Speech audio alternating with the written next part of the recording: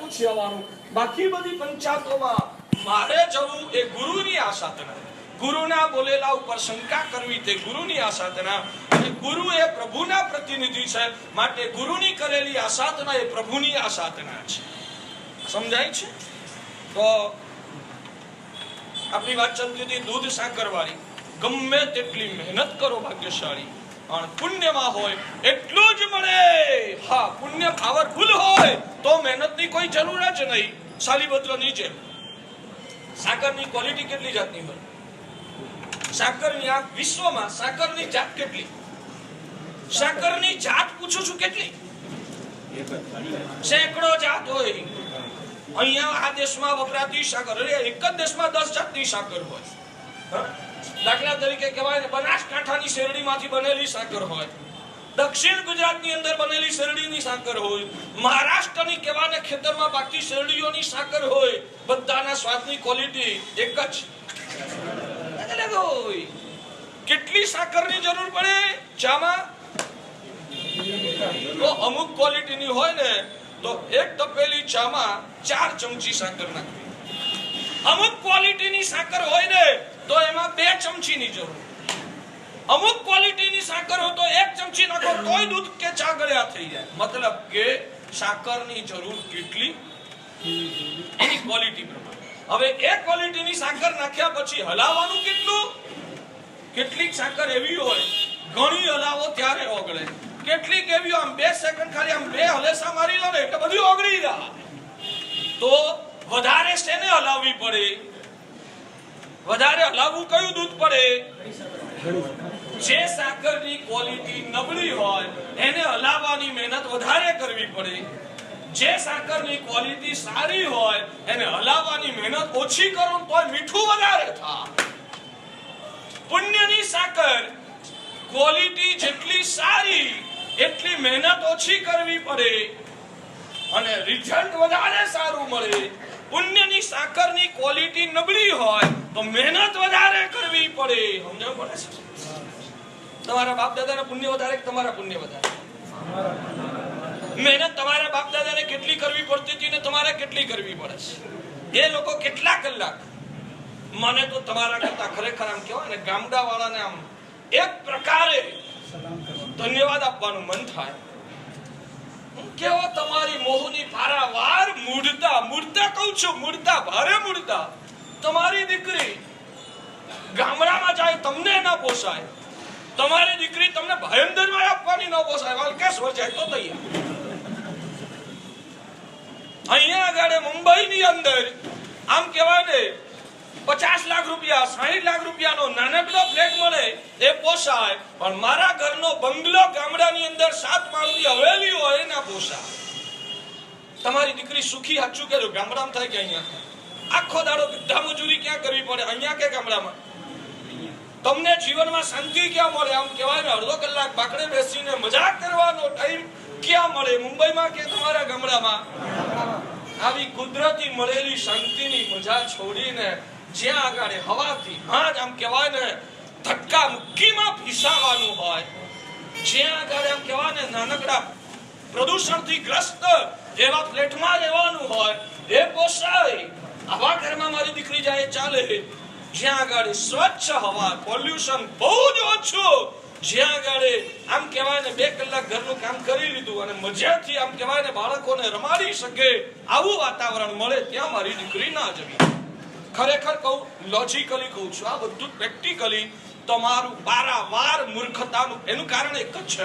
તમે ક્યારે તમારી બુદ્ધિ તો દોડાવતા જ નથી. હૈસો ભાઈ હૈસો, દુનિયા જે રવાડે ચડી એ ક્યાં આ તો દોડાવવા પડે. મગજ તો દોડાવીને પ્લસ માઇનસ તો વિચાર તો કરો. મને તમે શહેરના તમામ પ્લસ બતાવો, હું તમને ગામડાના તમામ પ્લસ બતાવું. અમે તો શહેર અને ગામડાનું તારણ કર્યું છે. જ્યાં આગળ બધા જ પ્રકારની દુનિયાભરની બિનજરૂરી નકામી ચીજોનું ઉત્પાદન થતું હોય એનું નામ શહેર, અને જ્યાં જીવન જરૂરિયાતની સાત્વિક ચીજ વસ્તુઓનું ઉત્પાદન થતું હોય એનું નામ ગામડા. ચોખ્ખું દૂધ મુંબઈમાં મળે કે ગામડામાં મળે? ચોખ્ખી હવા મુંબઈમાં મળે કે ગામડામાં મળે? ચોખ્ખા માણસો મુંબઈમાં મળે કે અમદાવાદ? જેના હૈયામાં કુડ કપટ ન હોય, હૈયાના ભોળા હોય, પ્રેમાળ હોય, અજાણી વ્યક્તિને પણ પ્રેમથી આવકાર આપીને જમાડે એવા માણસો મુંબઈમાં કે ગામડામાં? બધી રીતે આ તો બે ચાર માત્ર નમૂના બતાવું છું, પણ ભાગશાળી હવે તમે કહેવાય ને હજુય નહીં સુધરો, હજુય તમારી આંખ નહીં ખુલે તો તમે ક્યારે બચશો? તમે તો બરબાદ થઈ રહ્યા છો. તમે બુદ્ધિ ચલાવી નથી શકતા તો તમારી નવી પેઢી તો શું બુદ્ધિ ચલાવે? હું કહું ભલે છૂટે નહીં, પણ આમ કહેવાય ને સાર અને અસાર એની સમજણ તો ક્લિયર હોવી જોઈએ. તમે મુંબઈ ન છોડી શકો, પણ કોઈ પૂછે સાચી સલાહ આપો તો તમે આમ ખુમારી દીકો કે ભઈલા મજાની જિંદગી તો એ જ છે. આ જિંદગીમાં માત્ર કહેવાય ને દોડધામ, સતત સ્ટ્રેસ, સતત કહેવાય ને આજુબાજુ વાળાની પરેશાની, સતત કહેવાય ને સરકારના કાયદાઓની ચુંગાલ, અહીંયા કોઈ મજા નથી. અમે આમ કહેવાય ને ગદ્દા મજૂરી કરીને જિંદગી પૂરી કરીએ છીએ. મજાની જિંદગી તો ગામડાની છે. આટલું બોલો તો ખરા, ન આચરો નહીં તો કાંઈ નહીં. લાગે તો છે સર, લાગે છે તો બોલવાનું ચાલુ, અમલ કરો એમ નથી કહેતો, કમસે કમ બોલવાનું ચાલુ. આ વિચારો વેતા તો કરો. આ નવી પેઢી વિચારીને ગતાગમ જ નથી. કમસે કમ 5-15 જણા બેઠા હો ત્યારે આવી વાતો ખાલી કરો, એનું બ્રેન તો ક્લિયર થાય ને. અમલમાં ભલે ન મૂકે તો કાંઈ. આપણી વાત છે આ છે ને સંસ્કૃતિના સંદર્ભમાં આ બધું મારે કહેવું પડે છે. બાકી ભગવાન કહે છે દૂધ ચમચી હલાવવાથી ગળ્યું થાય, હા હલાવવાથી જ ગળ્યું થાય નક્કી, પણ હલાવવાથી ગળ્યું થાય એવું બોલાયો જ નહીં, સાકરથી જ ગળ્યું થાય. મહેનત કરવી પડે પણ મહેનતથી સુખી થાય આવું ક્યારેય કહી શકાય નહીં. સુખી તો પુણ્યથી જ થવા. તો હવે શું સુધારવાની મહેનત કરવી જોઈએ? મહેનત સુધારવાની મહેનત કરવી જોઈએ કે પુણ્ય સુધારવાની મહેનત કરવી? પુણ્ય સુધારવાની મહેનત કરવાની કે મહેનત સુધારવાની મહેનત કરવાની? તો પુણ્ય કેવી રીતે સુધરે? પુણ્ય કેવી રીતે સુધરે? જીવનને સદાચારમય બનાવવાથી, જીવનને પરાર્થ રસિક બનાવવાથી, પવિત્ર ભાવનાઓથી વાસિત બનાવવાથી, હૈયામાં દેવ અને ગુરુના સંસ્કારોનું અવતરણ કરીને જાતને પવિત્ર બનાવવાથી સુખી થઈ શકાય. એટલે સરવાળે આપણે વાત ત્યાં ગાડે અહીંયા અટકાવીએ કે સંસારમાં જીવવા માટે કદાચ મહેનત કરવી પડે, પણ એ મહેનત પણ મર્યાદિત હોવી જોઈએ. અમર્યાદ મહેનત કદી ન હોય. દૂધ ગળ્યું કરવા માટે ચમચી હલાવવી પડે, પણ એ લિમિટેડ હોય, 2-3 મિનિટ માટે હોય. 2 કલાક કઈ દૂધ હલાવવાનું ના હોય. સમજાય છે? એટલે મહેનત કરવાની હું ના નથી પાડતો, પણ મહેનત પણ ફળશે તો જ. જો પુણ્યનો સપોર્ટ હશે તો. પુણ્યનો સપોર્ટ નહીં હોય ને ત્યારે કરેલી મહેનત પણ ઊંધી પડશે. દાખલો આપીને સમજાવું. દીકરાએ પેલી વાત મારી સાંભળી ને 3 મિનિટ, મેં અહીંયા પ્રવચનમાં કીધું કે સાકર હલાવવાથી દૂધ ગળ્યું થાય, એટલે એણે ઘરમાં જઈને સફેદ ગાંગડો દૂધમાં નાખી દીધો. સફેદ ગાંગડો દૂધમાં નાખી અને ખબર પડી હલાવવાથી ગળ્યું થાય, એટલે એને 20 સેકન્ડ હલાવ્યું. હવે પીવે તો કેવું લાગે? એને ખારું લાગવા માંડ્યું. પછી બીજી 20 મિનિટ હલાવ્યું એટલે ડબલ ખારું લાગવા માંડ્યું. ત્રીજી 20 સેકન્ડ હલાવ્યું તો ડબલ ખારું લાગવા માંડ્યું. હજુ હલાવે તો શું થાય? જલ્દી શું થાય? જેમ જેમ હલાવે તેમ તેમ કેવું બને? હમણાં આપણે કીધું તું જેમ જેમ મહેનત કરો એમ ગળ્યું થાય. અહીંયા આગળ જેમ મહેનત કરો એટલું વધારે ખારું થતું જાય. કારણ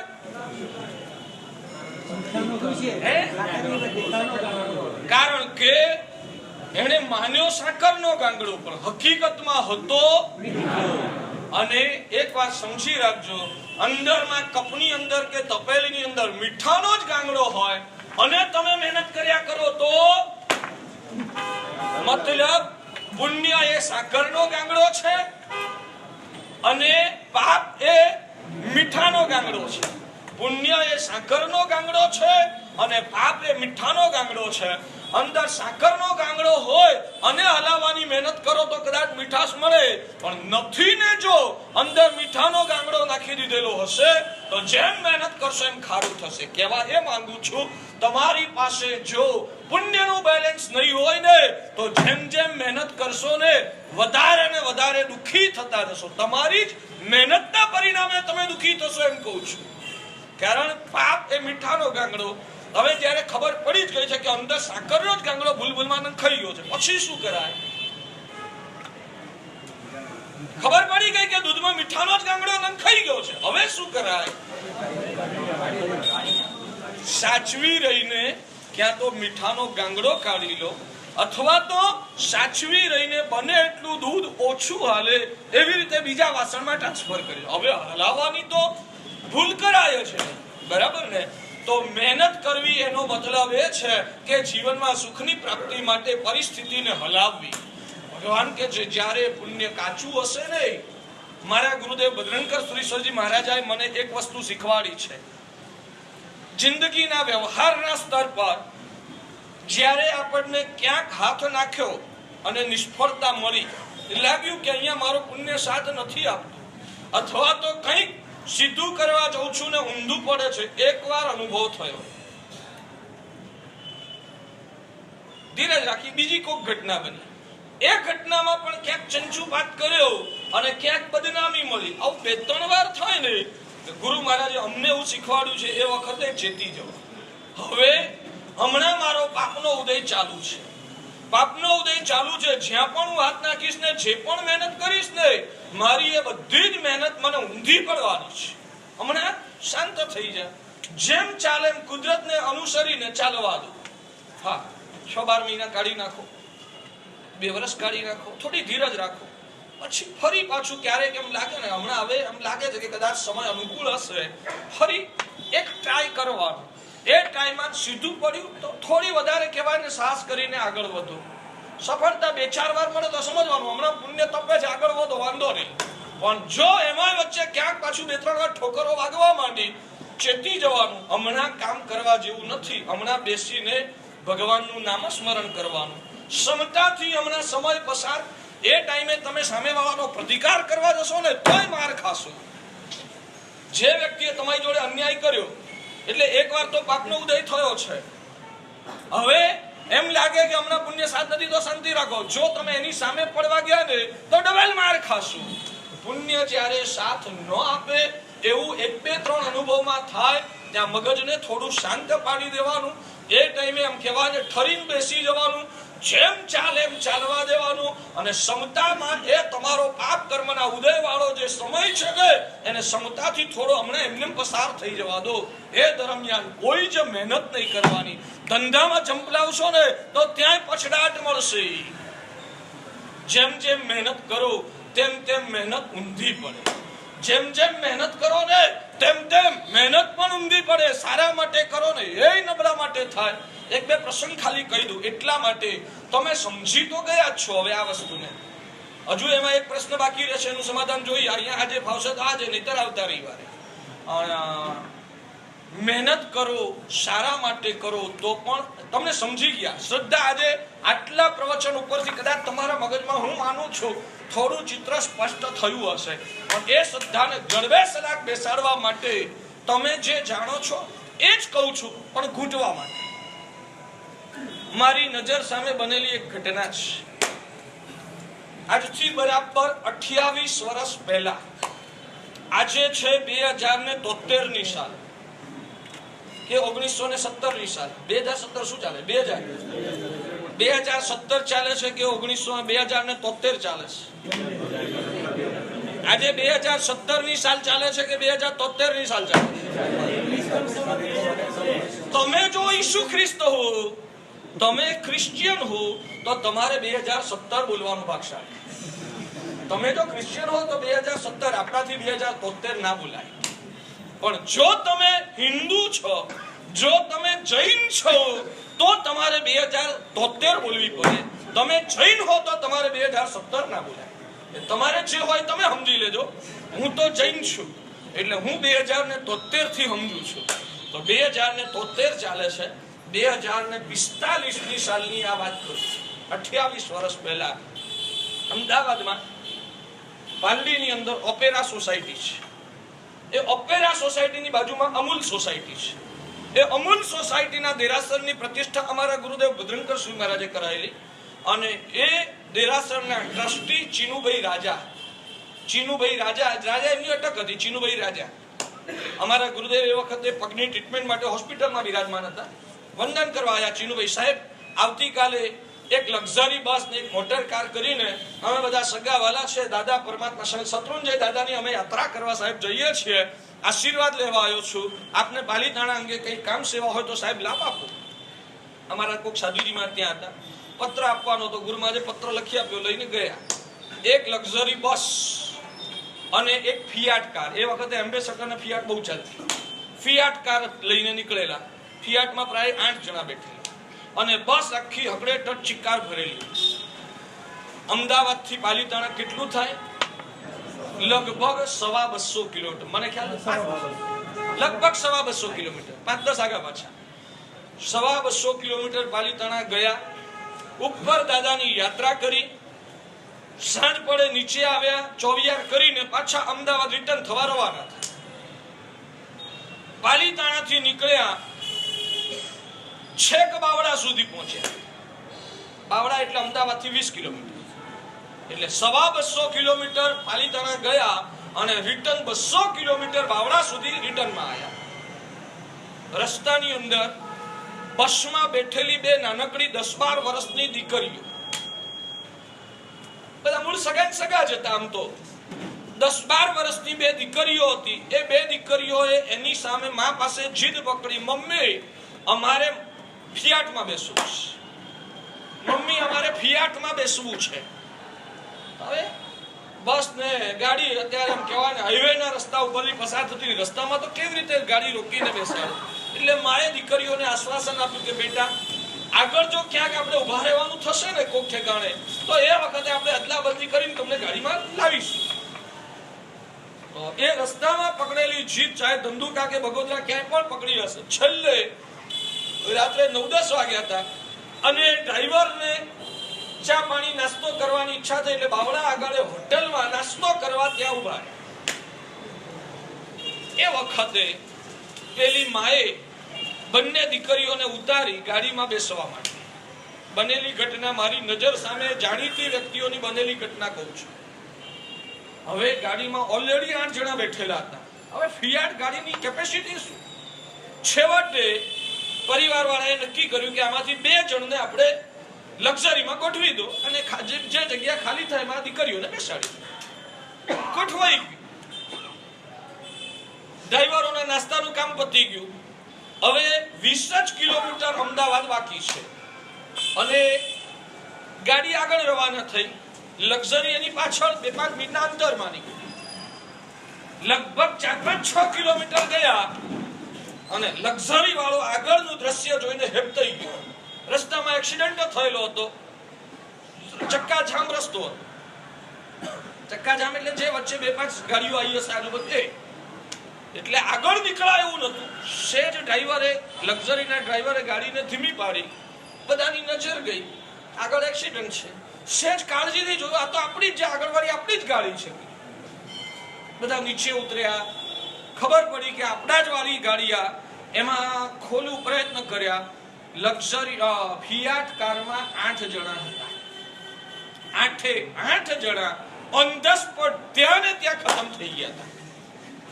8 મરી ગયા હતા. આપણે પછી આગળ શું બન્યું, કેવી રીતે સમાજ, એ બધું આપણો વિષય નથી. આપણે આમાંથી સમજવાનું છે કે આ જગ્યાએ પેલી 2 દીકરીઓ અમદાવાદથી છેક પાલીતાણા પહોંચી છે લક્ઝરીમાં. પાલીતાણાથી છેક બાવળા સુધી આવ્યા છે લક્ઝરીમાં અને ખાલી 20 કિલોમીટર બાકી. અને એ 2 દીકરીઓને લક્ઝરીમાંથી ફિયાટમાં ગોઠવી દેવાનું, આવી ગોઠવણ. અને એવી ગોઠવણ જ્યારે કરી ત્યારે ફિયાટમાં 8 જણા હતા, એમાંથી 6 જણા એમાં રહ્યા અને પેલી જ 2 વ્યક્તિઓને નીકળીને લક્ઝરીમાં ગોઠવાઈ જવાનું. આવું નિર્માણ કોણે કર્યું? આવું એટલે તમારે કર્મ શબ્દ સાથે એલર્જી છે કોઈ? તમારે કર્મ શબ્દની સાથે કોઈ એલર્જી છે? નિયતિએ કર્યું એટલે હું નિયતિમાં હું સમજો? તમે મને કહો તો નિયતિ એટલે શું? નિયતિ એટલે સમજો છો ઘઉંમાંથી બાજરી ન પેદા થાય, ઘઉંમાંથી ઘઉં જ પેદા થાય. માણસના પેટે માણસ જ જન્મે, માણસના પેટે પશુ ના જન્મે. આ નિયતિ કહેવાય. આ નિયતિ નથી, કર્મ છે. સમજાય છે? હું પૂછું છું આ દાખલો એટલા માટે આપું છું કે અહીંથી બહાર નીકળ્યા પછી પણ હોમવર્ક કરો ને. તત્વજ્ઞાન એકલું યાદ ન રહે, પણ દાખલાના માધ્યમથી તમે આમ વિચારો કે આવી પરિસ્થિતિ, કોની બુદ્ધિનું નિર્માણ આ ગોઠવણ કરવાનું? કોની બુદ્ધિનું નિર્માણ? ભગવાને ઈચ્છ્યું? અથવા તો જે ચીનુભાઈ રાજા એ પોતે ફિયાટમાં જતા, એ પતી ગયા ત્યાં. ચીનુભાઈ રાજા પોતે ફિયાટમાં જતા, એટલે એ દિવસે મરી ગયા. એમની બુદ્ધિએ આ બે છોકરીઓને આમાં લઈને પેલા બેનને બચાવી લીધા. તો ડ્રાઈવરની મહેનત આમાં પેલા 8ને એક સાથે ઉપાડી લેવા અને ગાડીમાં બેઠેલા જે બે હતા એને બચાવી લેવા, આ આખી વ્યવસ્થા કોની બુદ્ધિને આભારી? કોની મહેનતને આભારી? માનવું જ પડે. કર્મ પ્રમાણે થાય. કર્મ વખત આવે તો જો તમે સાવધાન ના રહો, કર્મ પણ તમારી બુદ્ધિને અવડાર વાળે ચડાવી દે. 2000 ને નહીં, એની પહેલા કચ્છમાં એક ભૂકંપ આવેલો. કચ્છમાં નહીં, લાતુરમાં, મહારાષ્ટ્રમાં. લાતુરમાં ધરતીકંપ થયેલો 25-30 વર્ષ પહેલા. એ લાતુરના ભૂકંપ વખતે બનેલી એક ઘટના. ગુજરાત અમદાવાદમાં કોઈ ત્યાંની કંપની સાથે આમ કહેવાય ને વેપાર ધંધાના કોઈક સંબંધો હશે. અવારનવાર અમદાવાદના વેપારીઓ, એમના કર્મચારીઓ એ ધંધાના કામે અવારનવાર લાતુર અમદાવાદ જવાનું થાય. એમાં એક કર્મચારી છેલ્લા 15-20 વર્ષથી અમદાવાદની એક કંપનીમાં કામ કરતો. લાતુરમાં સંપર્ક કરવાની જ્યારે જરૂર પડે ત્યારે કંપનીમાં બહુ મોટો સ્ટાફ હતો, એટલે સ્ટાફમાંથી ચોક્કસ નક્કી કરેલા જે 5-10-15 વ્યક્તિઓ હશે, અવારનવાર એમને લાતુર જવા આવવાનું થાય. એ વખતે પેલો કર્મચારી જે 15 વર્ષથી કામ કરે છે એ કંપનીમાં, એને મનમાં એમ લાગી આવ્યું કે મને તો ક્યારે બહાર મોકલતા જ નથી. આ બધા કર્મચારીઓને અવારનવાર મોકલે, મને નથી. એણે શેફને રિક્વેસ્ટ કરી કે સાહેબ